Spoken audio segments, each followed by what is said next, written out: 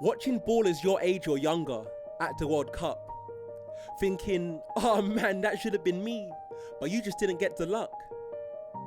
Life is already hard.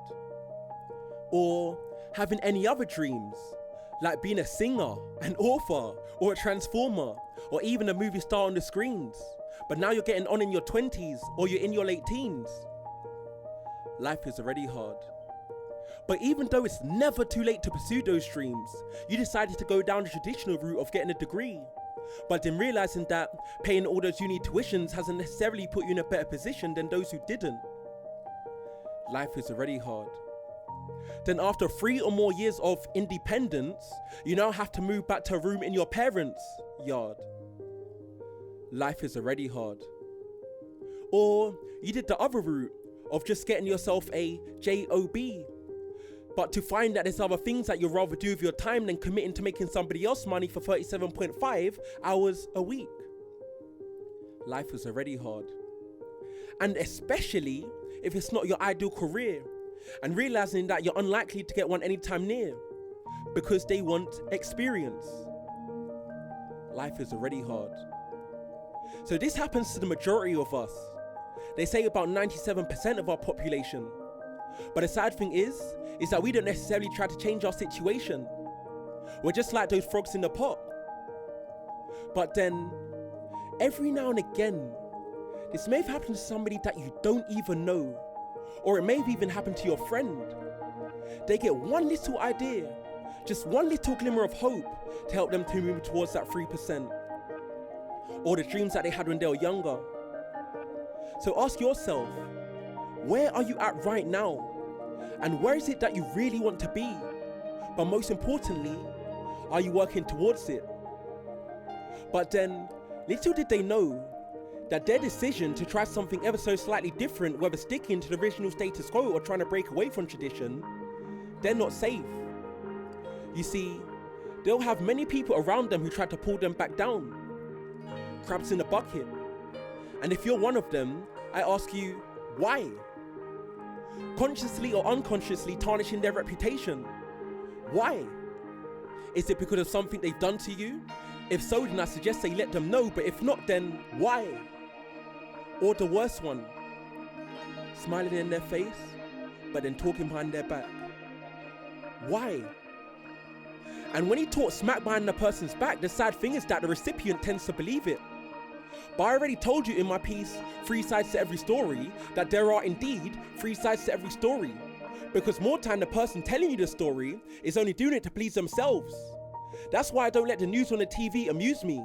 I get fed more news on my screen by my Facebook newsfeed. So why don't we try it like this? Why don't we go extreme and not believe anything anybody says about anybody else, even if it were good, until we find out for ourselves for it to be true? That way, there wouldn't be so many messages from all those opinionated pessimists. You know those people around you who question all the good things they hear about you, but then believe the bad without a second? And just because you may not like that person, please, it doesn't mean you have to go and spread a bad word about them. Your words may have just stopped the next inventor like Henry Ford, sportsman like Michael Jordan, or entrepreneurial actions like Richard Branson. And how would that make you feel? Denying the world of a new spark, much needed in this opportunity-famine economy. Oh, but it won't work, you'll fail, don't make a mistake. So what? If you're gonna accuse me or anybody about failing or making a mistake, you might as well accuse me of using the toilet in the morning too. Because both processes in life are natural. Because nobody's perfect, and that's not my opinion, that's factual. And if you don't like someone, or if you want to criticize someone, or it's because you just want to moan, just remember that people who live in glass houses shouldn't throw stones. Because I can't think of anything sadder. They're not following your dreams, instead becoming a permanent subservient, but then I guess some people just choose the latter. I wish we could just live with Hakuna Matata, but we're just the crabs in the bucket, or the 5 monkeys, the bananas and the ladder. So if you are one of the fortunate few who knows in life what you actually want to do, it's time to take the crabs out and put 2 tears in. 2 tears in a bucket. And don't listen to them donuts who can only see the hole in the donut, because what other people think about you is actually none of your business. Because when you realize that other people's opinions neither makes you or breaks you, then you can live your life wherever your heart takes you. but then never settle. Don't be deluded and think that the problems stop as you got the staircase to becoming successful. As Tyree says, to every level, there is another devil.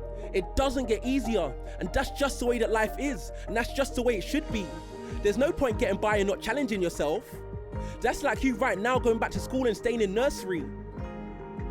So whether you believe the earth is 4.5 billion years, or simply 2,000 years, our lifetime is only a fraction. It's just a fraction of this duration.